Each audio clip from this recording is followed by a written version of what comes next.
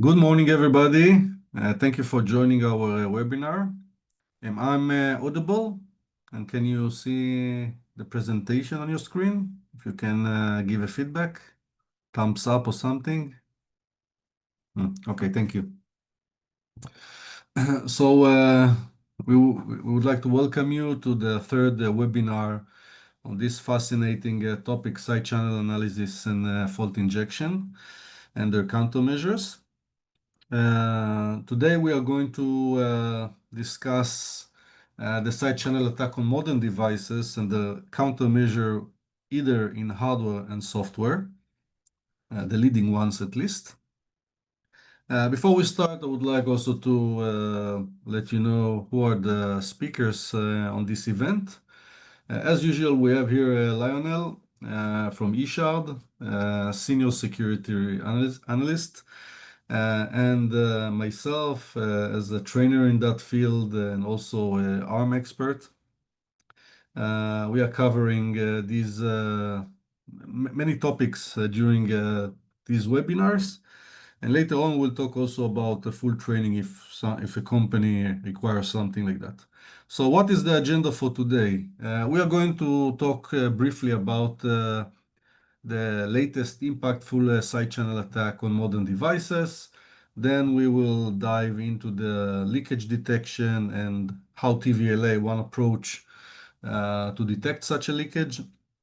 Then we will see what the silicon vendors provides us today as countermeasures against such kind of attacks and how effective is it. And then we will also discuss the software countermeasures that can be used as an extra layer on top of what the vendor provides us inside the silicon. And of course, to make this session not just theoretical but also practical, Lionel is going to demonstrate later very interesting stuff that aligned with leakage detection and how effective are the countermeasures. Okay, so let's start. Of course, if you have any question during the session, feel free to type it in the chat. You can also wait until the end of the session where we can have a questions and answers session, whatever you like. Let's start. So for guys or for you people who haven't participated in our previous webinars, just one slide as a review about the side channel attack. Historically, we know that so with wait a second. Sorry, let's just jump one slide. So we know that SCA attacks are used in order to extract valuable information from the device. The goal, if possible, is to extract the secret key, bypass passwords, dump memories, and things like that. The idea is that we know that if a hacker let me just move to laser. If hacker have A and B in his hands, he will not be able to know the secret key. So the idea is that once we have an implementation of such algorithm like AES or whatever in the device, either in hardware or software, the implementation itself could be vulnerable for attacks if not implemented against side channel attacks.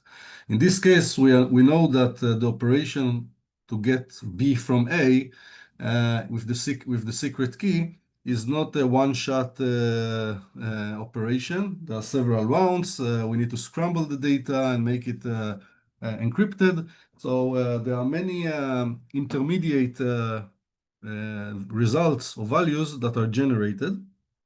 And we are interested in such intermediate variables because we can show that there is a correlation between, for example, power consumption and a guess that we are going to use without doing the full brute force.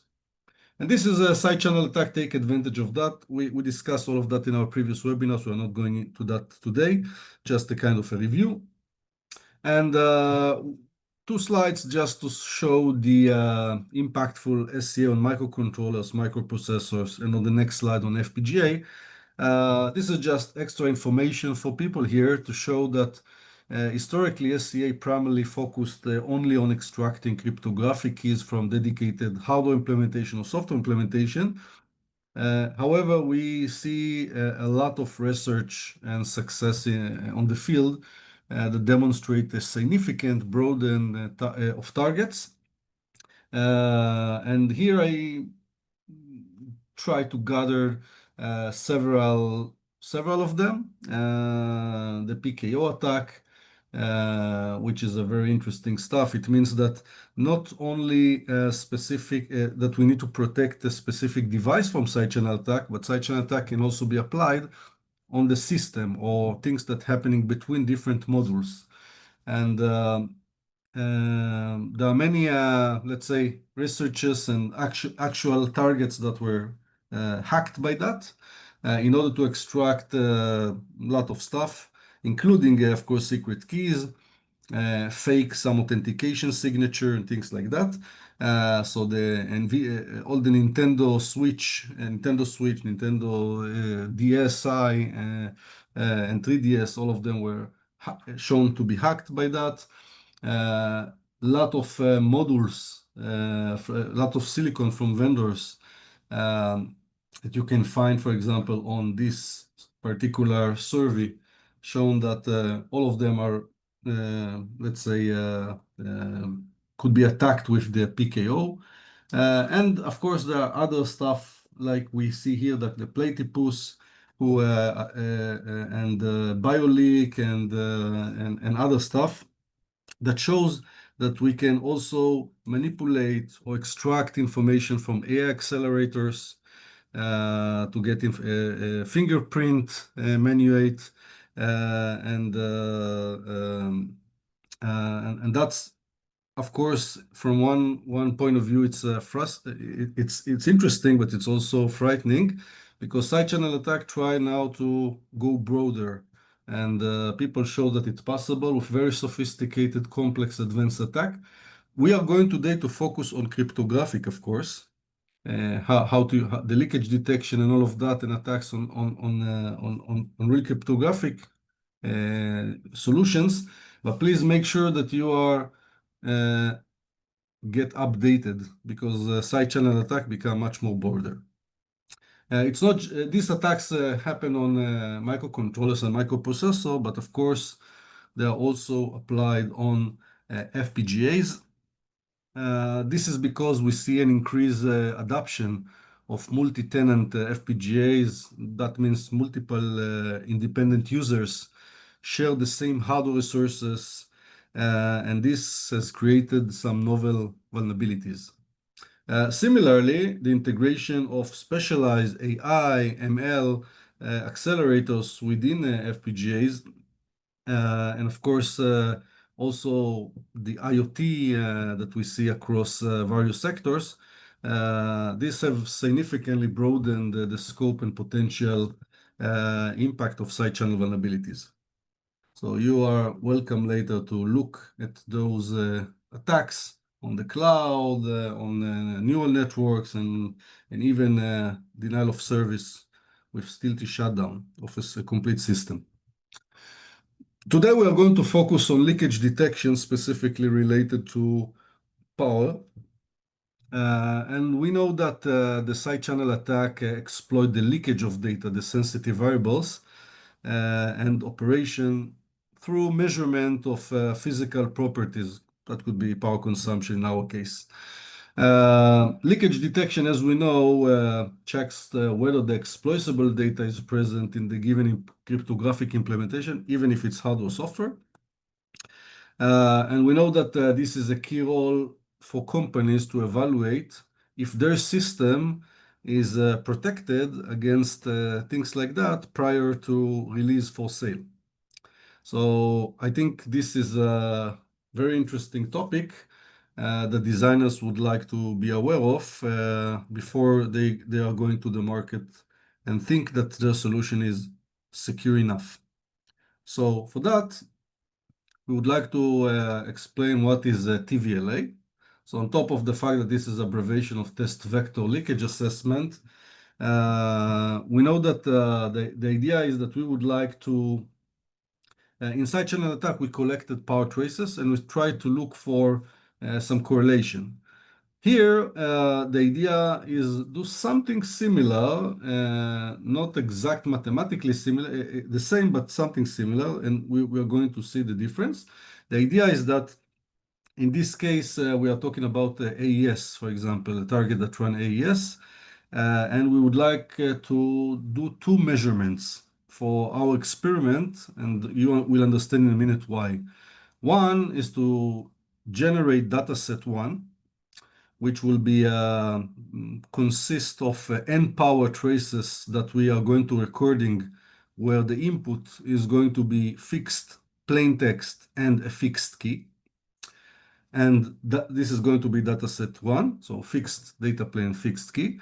Dataset two, going to be also n power traces recorded, but now we are inputting random plain text and a fixed key. So the difference between the dataset is plain text, and fixed plain text and random plain text. The key is going to be fixed. What we try to achieve with that experiment? The idea is that in statistics, if people are not aware, there's something called a null hypothesis. Null hypothesis is a hypothesis we wish to prove that is wrong. In our case here, the null hypothesis of TVLA is that the mean and the variance of two sets of power traces are the same. That means that sensitive intermediates has no impact on them. We'd like to see that there's nothing leak. Yeah, because if we know that inside channel attack, we try to look for some peaks in the power traces according to some mathematics and statistic calculation to find out something that will, oh, this is information that can leak and we can extract it. So to do that, TVLA uses a statistic tool called Welch's t-test that we'll see in a minute to try to check if this null hypothesis is wrong. That means if the means of the two distribution is different. So the goal of the t-test is, at the end of the day, is to determine whether two observation of data sets, for example, two sets of power traces, came from the same underlying process, in our case, a crypto algorithm, and we would like to detect how different these two sets are from each other. That's why we need to use two data sets, one with fixed key and fixed text, and the other one with random text, but the same fixed key. And there is a formula, and the idea at the end of the day is that the TVLA methodology identifies any leakage where it's exploitable or not. That means there could be a leakage of some variable in the system which not specifically related to the cryptographic or whatever. But we would like to, you as a customer would like first of all to make sure that nothing critical or even nothing is going to be leaked out. So usually this technique is used as to assess the effectiveness of countermeasures that we are going to see in a minute in real devices. You see that at the end of the formula where we calculate the t, the absolute value of that should be greater or equal to 4.5 to indicate that there is a leakage. So we would like all our values to be below that value. Let's take a look of a real vendor that implemented in his FPGA the countermeasure against side channel attack. So first, let's see what's happened without, the TVLA, the measurement, the leakage measurement applied to the FPGA without countermeasures. In this case, by the way, if someone asks himself, that was on FPGA from microchip today. So this is a real example of measuring TVLA.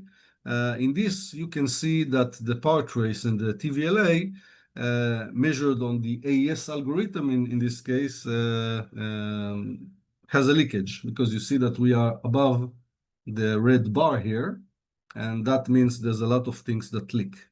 Again, if there is a leakage, it doesn't mean that it's bring us to a security vulnerability or issue, but a hacker that will test that can try to look for interesting position in the power trace to find out if he can get something from that. So there's a leakage. If then the vendor implemented in the FPGA with a third party IP that include countermeasures against side channel attack. And then we see the same FPGA running the previous AES algorithm.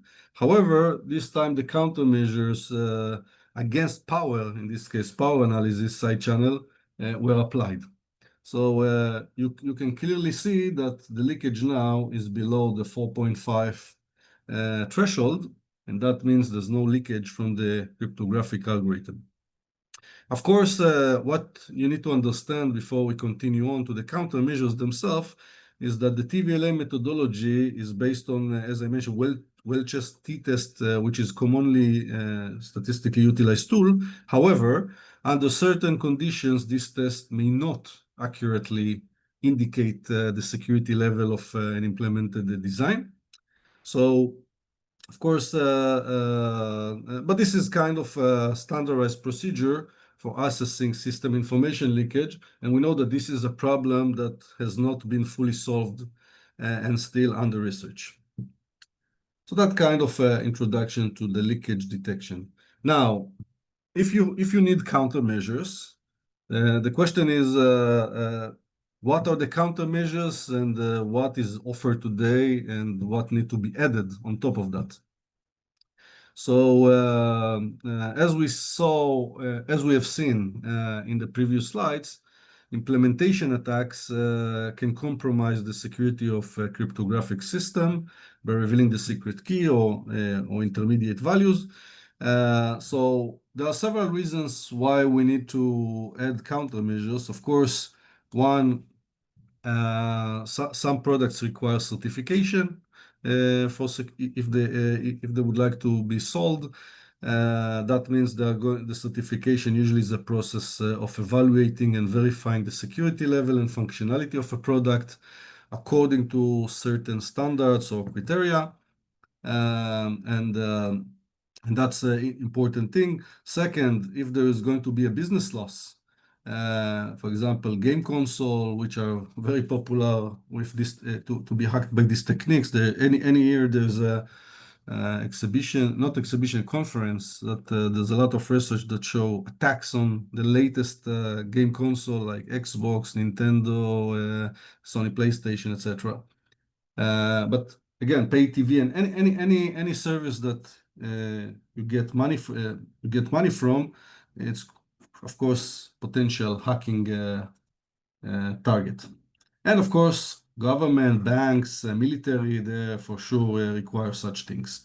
So when we go to the countermeasures, we can we know that we have two kind of countermeasures: software and hardware countermeasures. And we can broadly classify them into two main categories, as you can see here: hiding and masking. Let's start with hiding, and then we'll see some techniques. So hiding is usually a software countermeasure that aims to protect sensitive data from side channel attack. How? By randomizing the execution time or the power consumption of a cryptographic computation. So make a lot of confusion. So the attacker will require a lot of traces and a lot of tries in order to understand, to reverse engineer the countermeasure, let's say. The main idea with hiding is to introduce some noise or variation in the observable behavior of the device, such that the attacker cannot easily distinguish the signal from the noise. That's one technique. For example, one can insert random delays or dumb instructions in the code, or to apply code polymorphism. We will see all of these techniques in a few minutes to generate, let's say, different version of the same code. The second part of this countermeasure, or the second category, is masking. Masking, again, could be hardware or software countermeasure, again, that aims to protect from side channel attack. The idea is to split each sensitive variable into multiple shares that are combined with random masks, such that the sum, for example, of the shared equals to the original value. For example, cast masking countermeasure, for example, can encrypt or obfuscate the data with random values or use a constant power consumption logic, etc. Now, if someone asks himself, of course, it's possible and also recommended if could be combine hiding and masking even together. If you would like to achieve higher level of security and resilience, of course. So, for example, you can use both noise addition and data masking to reduce the signal to noise ratio and the correlation between the power consumption and the secret data. So now that we understand what hiding and masking countermeasure are, let's take a look. What are the strategies today? Okay, so I try to summarize here different attacks. We today with the demo and most of the presentation will focus on power analysis. But please take a note. Please. Next webinar, by the way, we are going to discuss the fault injection attack and countermeasures on modern devices. But today we're going to focus here. But I try to generate this, let's say, table to show people that it's not just power analysis. There are other techniques that can be combined together, especially for reverse engineering to get to penetrate into the device and do and leak some information. Yeah. So if we look at the power analysis, we of course would like to use with the general countermeasure some resistant crypto accelerators, as you're going to see in a minute, and other stuff that can be added either in hardware or in software. And combine them together, you can achieve a lot of stuff. Usually, the silicon vendors, as we are going to see, provide us the general hardware countermeasures. The customer itself usually needs to add his own protection on top of that if he feels that it's required or if he assesses product and so that notice that the countermeasure is not enough for his specific product. We have the same, we also have, we mentioned that we can divide the hardware and, the countermeasures into the hardware and software. So, because we know that there's a wide array of side channel attack types which exploit diverse physical information, power, electromagnetic radiation, timing, acoustics, cache behavior, etc., etc. We know that we need to apply some techniques, and here you can see that the difference between software countermeasures and hardware level countermeasure. So, of course, hardware countermeasure often include the integration of secure enclaves, specialized cryptographic accelerators that design specifically for inherent SCA resistance, PUF, the physically unclonable function for unique device identity, and of course, some advanced tamper detection mechanisms. We see that the complementary software and firmware defenses typically involve the implementation of constant time, cryptographic operation, and all of these things that you see here, secure boot and randomization and good isolation. So of course, software level countermeasures are relatively easy to implement and are generic. But we know that software level countermeasures alone are not enough, especially since we are dealing with implementation attacks. Hardware level countermeasures are more powerful, but complex to implement. So it's always a trade-off what the vendor would like to provide and what is going to be provided by software libraries, or the customer will need to edit by his own. So We know that while hardware provides the foundational security, we need also robust software and firmware implementation because they are equally critical in establishing a comprehensive defense against side channel attack that I showed at the beginning become more and more and more and more sophisticated. Um, so if we have these layers together, we will have a better uh, security solution. Let's take a look what the vendors is doing today. So I decided, of course, I could put in the next slides tons of devices and examples because security is added to many devices today, for sure for the more modern. But the question is, what exactly? So I decided to take several devices which are pretty new, not new from the oven, but pretty new for the last 1 or 2 years. NXP, for example, I took the MCX microcontrollers in series to show their approach to side channel attack and mitigation. By the way, these are just examples. I'm not an XP employee and not all the others that you're going to see. It's completely just good examples because these devices integrate inside, although they are low-cost devices, they're integrated inside many security countermeasures or features that can be used. NXP basically or heavily, if you like, relies on the edge lock secure enclave that was added to the device. In the past, they used a different approach, but now they have the edge lock secure enclave. And of course, this is kind of a self-contained on-die hardware security subsystem with its own dedicated security core, internal ROM, secure RAM. But most important thing for our discussion, it supports state-of-the-art side channel attack, resilient for symmetric and asymmetric crypto accelerator and hashing function, providing robust security services. Everything that I'm saying here, by the way, this is taken from the device's datasheet and the vendor statements. We don't take any responsibility if you find something on all of the devices that you're going to see. But again, the vendors do a lot of stuff. They believe me, they also test or assess the leakage detection and they decide at the end what to put.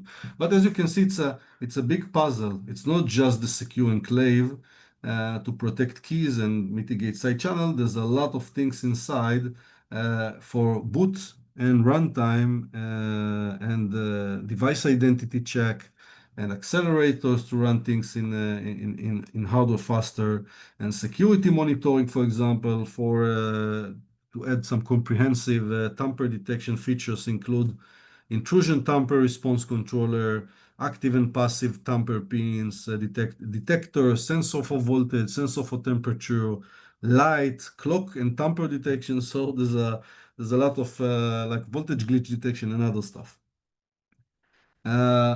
So the vendors invest a lot of time. ST is another very famous French company which integrate robust side channel attack countermeasures across its MPU and MCU product ranges. I showed here two notably devices, the STM32H5 and the STM32MP. One with microprocessor and microcontroller. This is only microcontroller. They focus heavily on hardware cryptographic acceleration secure boot. So they have the SAES here, as you can see here. This is secure AES module. So it's a dedicated module with hardware level resistance against a side channel attack. It's operate also at high frequency, 250 megahertz in this case, which is further contributes to obscuring some cryptographic operation. And of course, it's not work alone. As you can see, there's a lot of stuff here to create a robust solution against various techniques, including side channel attack and its variation. This is the microcontroller. This is the microprocessor. You see with the Cortex, the dual Cortex A7 and the dual Cortex and the M4. So microcontroller and microprocessor in hybrid architecture also need to be secured. Also challenges how to secure things between these two because they are not sitting on the same cluster. There's a lot of stuff here that can be used for external hardware attack and software attacks. But at the end of the day, remember, this is infrastructure. Customer needs to know how to connect the puzzle pieces together and create a full solution. The last one I chose is FPGA. In this case, I chose the Agilex family. It's a new family from the last 2 years. It's now Altera. Although you see here Intel, it's now Altera. Intel acquired Altera, then sold it. So yeah, this is happening in the market. So their solution is based on what we call the SDM, the Secure Device Manager. And this is again a hardware-enabled security and manageability module. It usually acts as a central command center controlling device configuration, security, single event upset, and power management. And it also have updatable firmware, allows for patching against bitstream protocol vulnerabilities, and it's also described as glitch resistance with physically unclonable key protection to secure root key and things like that. So this is a approach. So you see that every vendor has its own proprietary solution against side channel attack. They all know, not only for side channel attack, but also for side channel attack, all know the theory, all know the things in the field, all know the consequences of not doing that, and they added that. The question again is how to connect all the puzzle pieces together to have a robust solution. So on top of what the vendor provides us, let's take a look about the software countermeasures that can be applied to C code or other code, yeah? I'm going to describe them very quickly, and then I will handle to Lionel so he can demonstrate and you can see what is available. So random delays, again, I'm going to say several words on each one of these techniques. Of course, you're welcome to go to the internet and look for many examples and ideas. We know that DPA and CPA rely on statistical tools which rely on assumption that the target stage, for example, S box, happens at a fixed time. So the idea, and we know that it's a fixed time instances across multiple execution, the different rounds. So the idea behind the random delay countermeasure technique is to place such cryptographic stages, as you can imagine, in non-deterministic locations. That means we would like to introduce such to make the attack to become more difficult for the attacker to perform. And it is important, of course, to rely on a good source of randomization like TRNG, true random number generator. Otherwise, the running pattern, of course, could be predicted by the attacker.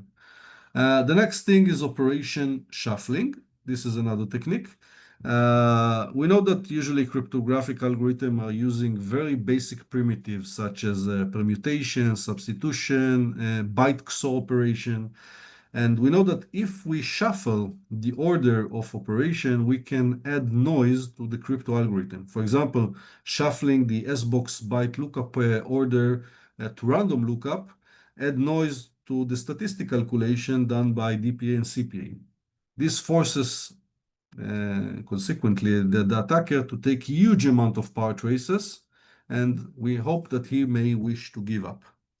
The next thing is dummy execution. Here, we know that the hypothetical power consumption of the guest key part have high correlation with the real power consumption of the real key.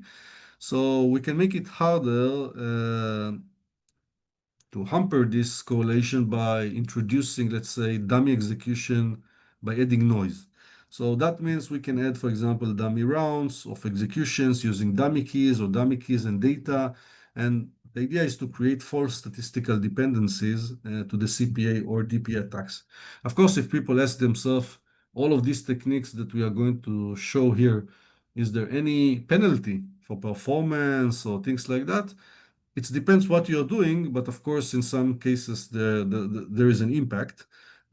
security, no, doesn't come at free. It costs something. Time and performance sometimes, yeah. Automatic polymorphism is something that you can see here on the slide. This is another countermeasure that's related to the obfuscation, let's say, category.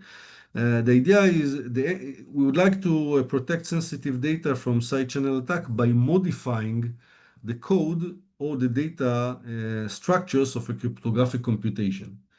For example, instead of taking 0 and put it in a register, we can multiply the value by 0. We can XOR the value by itself. We can do a lot of stuff which is not just moving 0.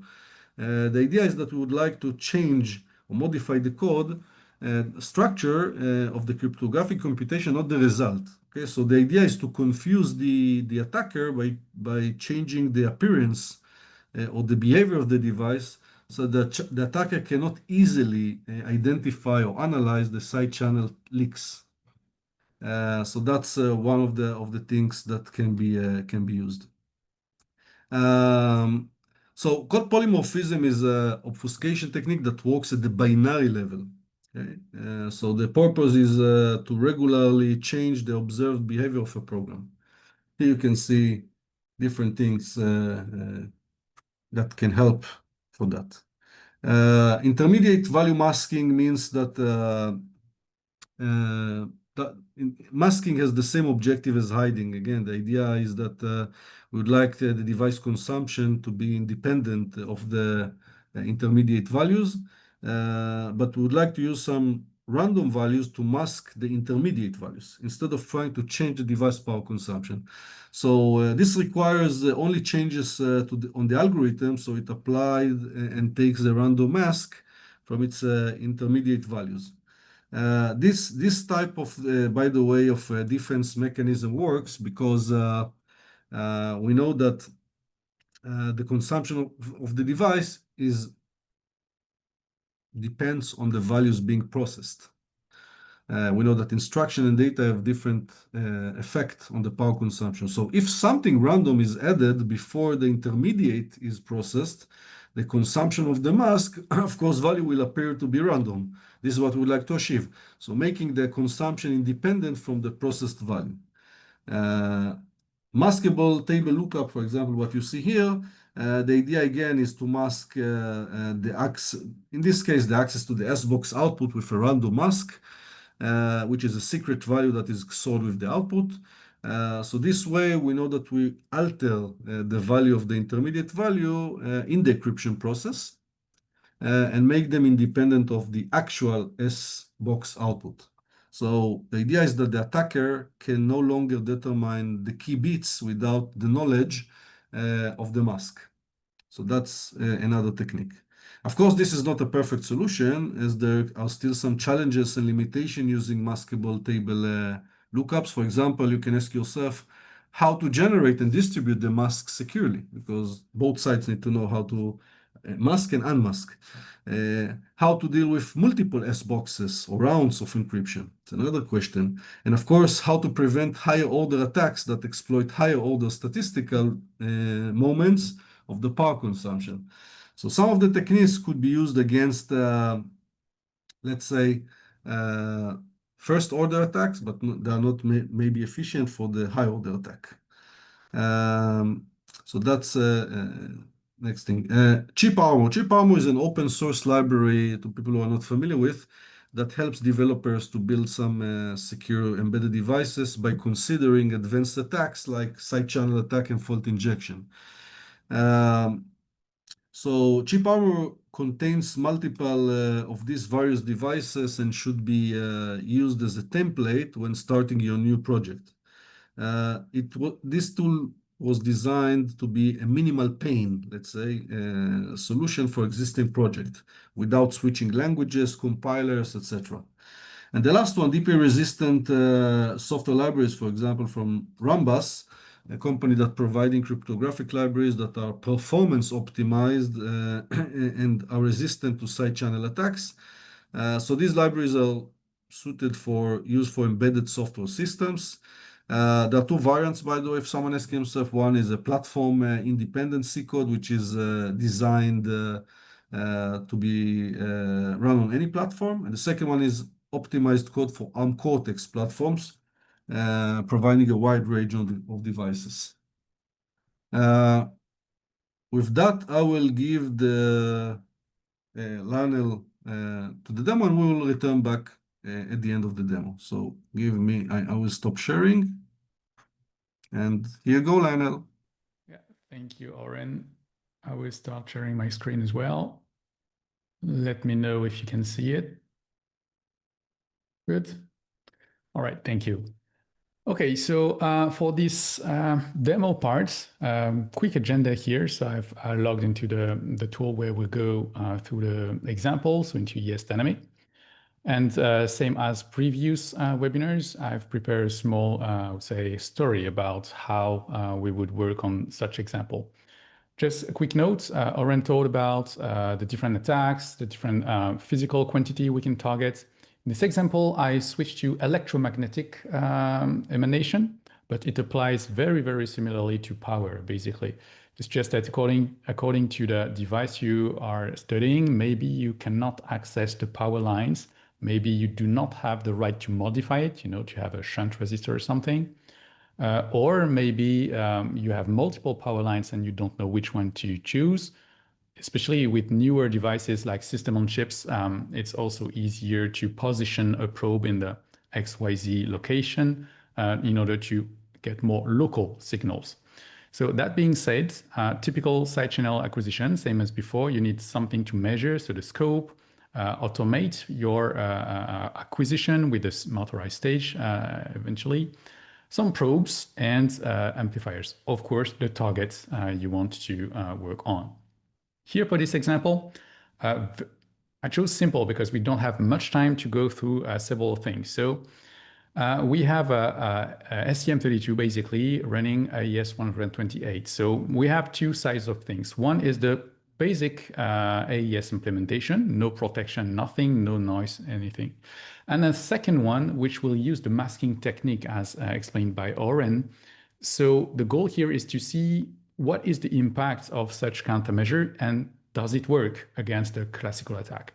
So quick recall here on the nucleo acquisition. So we've done a bunch of acquisition here, several to test the TVLA or the t-test method. So we need fixed versus random strategy, and we can apply different fixed versus random strategies. So this is why we have many trace set here.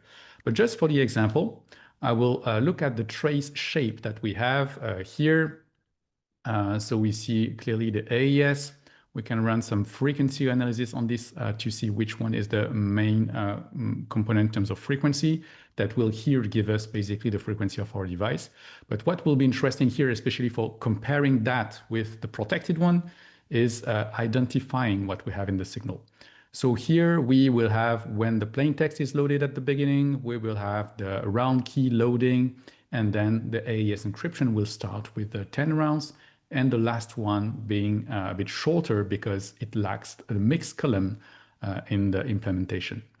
And if we were to zoom into one single round, here I would have inside, so after the round key has been loaded, I can distinguish here when the add key operation, the sub byte, the mixed column, and the next add key will take place in this implementation. So I will keep that as a reference for my further analysis. And if I look at the masked implementation signal, so very same target, the change would happen in the implementation itself. So here I just display, without explaining too much, that we have implemented a masking scheme that will use two masks, one to especially mask the output of the S-box. So this means if we have an S-box which provides nonlinear operation, we will need to recompute a masked S-box, right? So this has a cost, as Oren said. You will add security, so you will not have your intermediate values directly manipulated. They will be masked, but you have to handle the fact that the S-box in particular is nonlinear. So in terms of signal, what the attacker will see is a bit different. So let's jump to the analysis of the signal. Basically, if I compare with the previous one, I think it was there. In terms of frequency, basically the chip functions the same, okay? Here now I will look at the AES operation. And here if I compare, maybe it's better if I do this way, yeah. So here if I compare below, something is different here. So I will still have the plain text and the round key being loaded, but then I will need to pre-compute my masked S box, and these takes time, okay? So this is what we have here. And only then, once the S box masked is compute, we will be able to start the different rounds of the AES. So here we will have the first add key, and then the first two rounds will start, and then the rest. Here, just to state, I truncated the trace at this location here. So in the masked implementation, I only have the two first rounds in the signal, okay? And if I look at inner operation this time and compare it with the non-protected implementation, you will see I finished the key loading here. Then the different operations are now masked. So we have the first state, which is masked here. Then we have the sub-bytes, which will happen here, which will be masked again. So more operation and masked intermediate states will be manipulated into the signal. So that will change from an attacker perspective, the strategy for the attack, of course. So let's go back here. I will start doing the leakage detection analysis on the non-protected implementation. Here I'm in the situation where I also know the secret key, but that will be relevant for the next notebook. So here, for the fixed versus random strategy for the t-test, I have two traces sets. In this example, I take one with the fixed key and random plaintext and one with random key, random plaintext. Okay, so here, if I execute the t-test here, I will have these outputs, which will tell me basically that indeed, during this key loading phase, I have lots of leakages. And from time to time, basically during the rounds, I will also have like small leakages, so smaller leakages, appearing in my signal. So this will give me temporal information on where something interesting could be exploitable, but it does not guarantee that it is exploitable. So with this information and with the knowledge of the key, I can characterize exactly what is leaking at those different locations. So this is exactly what I'm going to do here in the leakage detection analysis part. So quickly, a small recall, because we saw that in the previous webinar. I will use some information I know, so basically the metadata, and with those metadata, I will specify where to look. So basically the selection function. Am I looking after the add key, after the SBox output, etc. That will give me the intermediate value that I'm targeting. And then as I will compare that with a distinguisher to power measurements or EM measurements, I will need to specify a leakage model to apply on my intermediate values. So that will give me here my predictions. And those predictions, together with the samples, will then be given to the statistical distinguisher, whether it's a DPA, CPA, ANOVA, linear regression, mutual information, whatever. This distinguisher will tell me if yes or no, there is a link between something I've measured and something that I have computed or predicted. So in short, in practice, I will do that with my first trace set. So in this trace set, I do have the knowledge of the ciphertext, the key, and plaintext. So those are my metadata. Okay. So I will start very simply here and try to look where the plaintext is leaking, where the ciphertext is leaking. So for that, I'm creating custom reverse selection function, identity function in this example, just to locate those leakages. I create then the reverse of analysis. It will require, as on the picture here, the datasets selection function, the model, here Hamming weight, and the distinguisher. Here we'll use some partitioning distinguisher, which is the analysis of variance, or ANOVA for short. So I do that for the plaintext and the ciphertext. I call for this reverse to be executed. So here I just display the shape of the output of this calculation, just to state that I'm targeting all the 16 key bytes of this implementation in parallel. Okay, and if I display the results as expected, especially here, I know the key that's easy. I mean, I know the implementations that easy to understand. I do indeed have the leakages on the plain text at the beginning and leakages on the ciphertext towards the end. Here it's obvious, but when I do not have this information on what I have on my traces, maybe I had to acquire like a large trace window, and framing just the moment of the encryption will matter because it will prevent me from doing unnecessary computation on areas in the trace that are not related to the encryption, for instance. But what will be interesting for me here is not plain and cipher, but intermediate value.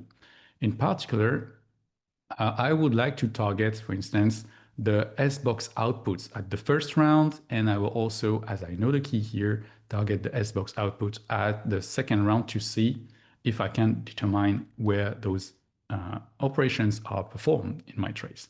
Same as before, I create two reverse selection functions.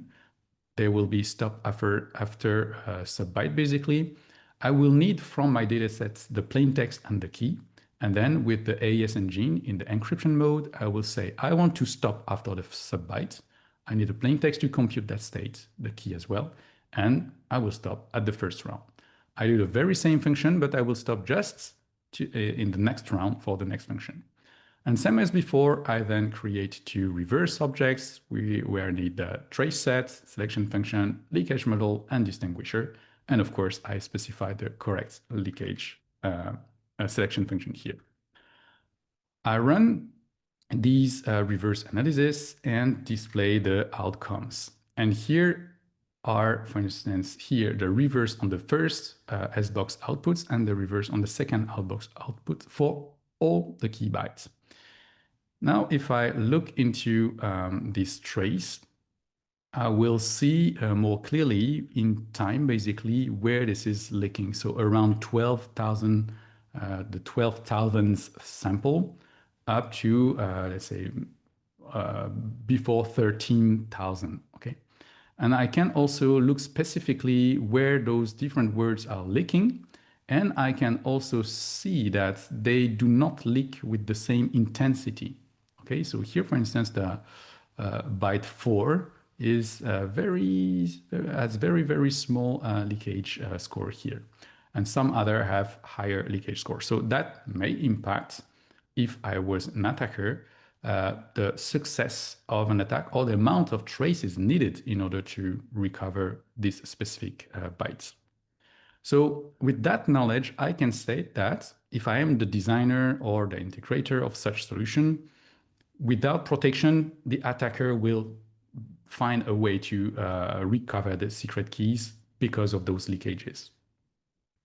And that is what I want to show in the attack. So now, for the attack, it will be the same principle, but instead of doing a reverse, I will need this time to do some guesses on the values of the key bytes because I'm supposed to not know them, okay?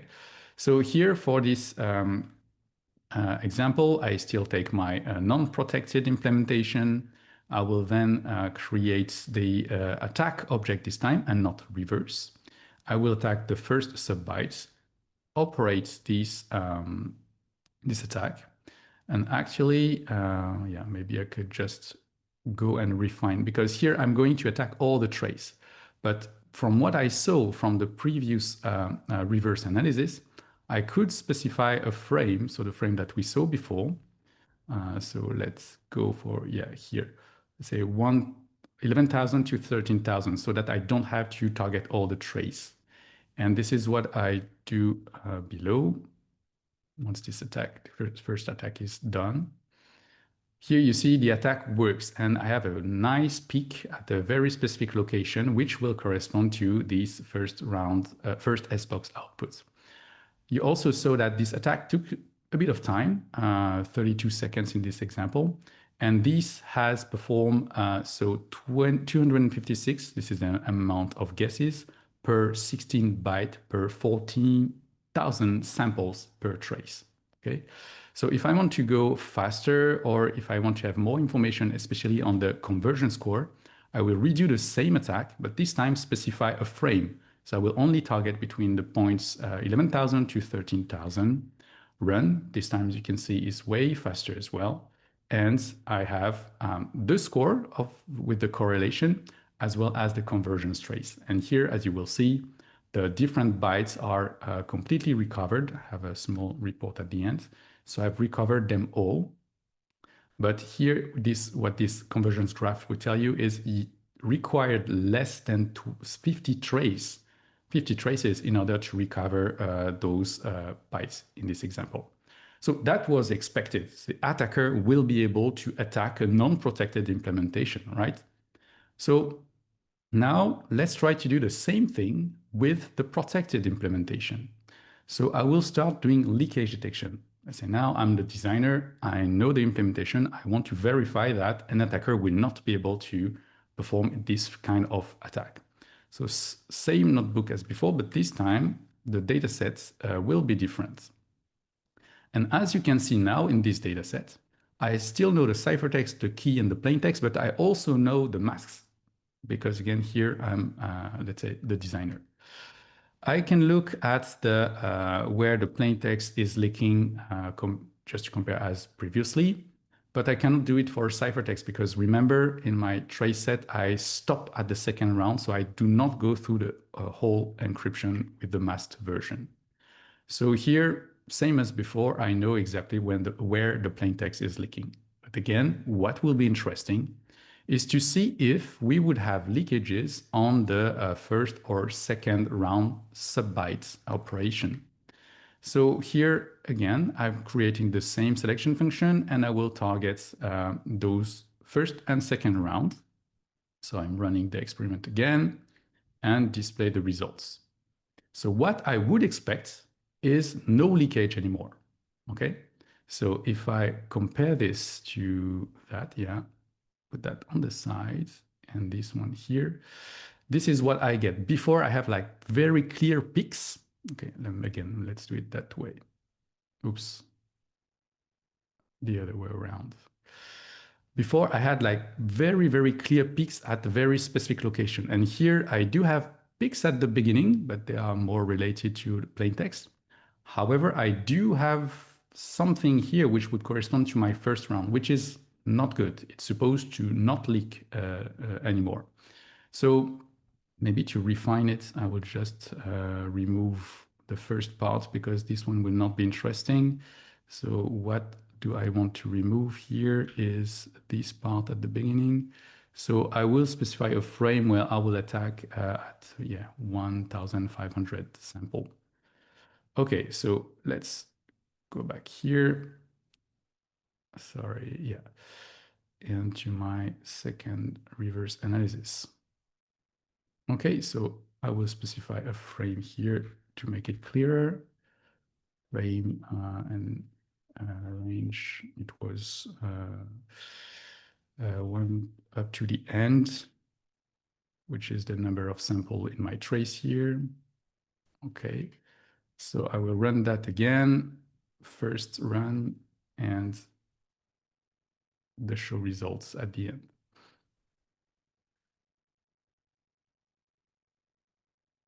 Okay, so it loads, and here again we have this peak which is annoying me. Let's see what it corresponds to. So here my byte 0 have some leakage. It's not great. So okay, this is something I know.